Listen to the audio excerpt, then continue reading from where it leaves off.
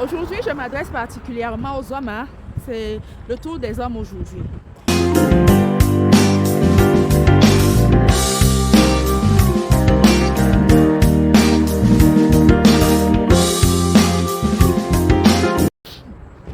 Les hommes africains s'attardent beaucoup sur l'âge. Et il faut voir comment les familles, comment les hommes traitent les filles qui ne sont pas mariées à un certain âge. On les traite d'épaves, on les traite de fruits débarrassés de tout son jus, on les traite de femmes finies.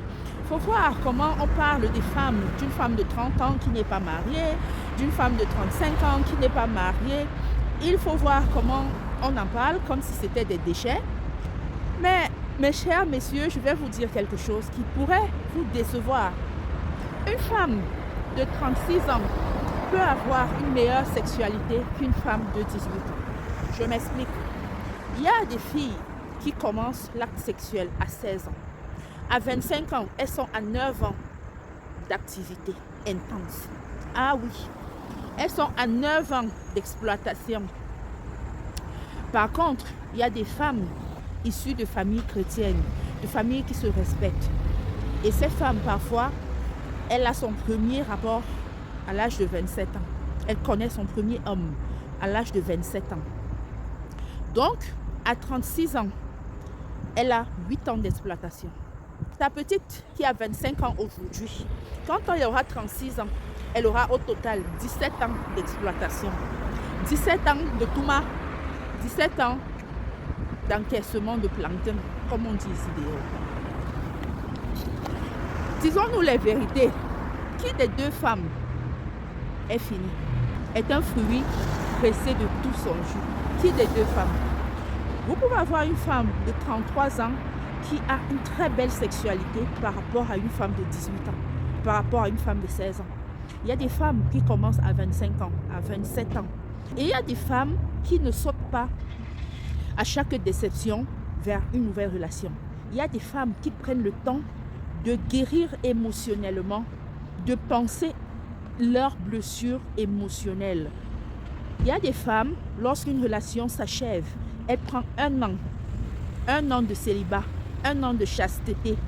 Alors, si elle a commencé à 27 ans, qu'elle est restée dans une relation pendant un an et qu'elle reste par la suite un an sans relation, tu ne vas pas me dire qu'à 30 ans, elle est plus exploitée qu'une femme de 25 ans qui a commencé à 16 ans et qui est passée d'homme en homme ou qui a changé de relation pendant ces 9 ans-là.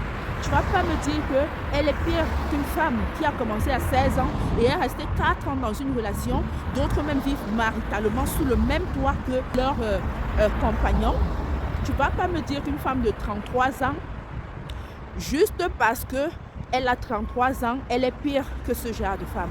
Donc, mes chers messieurs, faites très attention à vos critères de sélection. Et vous voyez parfois une femme qui se marie à 35 ans et qui fait ses enfants sans problème, comparé à d'autres qui se marient à 20 ans avec toute cette jeunesse-là, mais qui ont des problèmes de conception. Tout réside au niveau de l'hygiène de vie.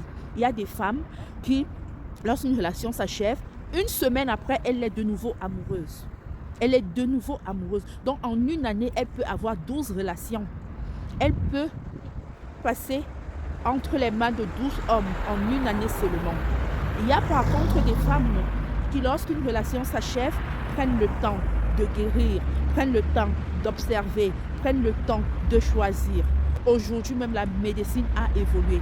Les femmes font les enfants après 30 ans. Arrêtez de vous limiter aux critères âge. C'est vrai, l'âge compte, mais arrêtez de traiter celles qui n'ont pas eu la chance de se caser tôt comme des déchets. À bon entendeur, salut.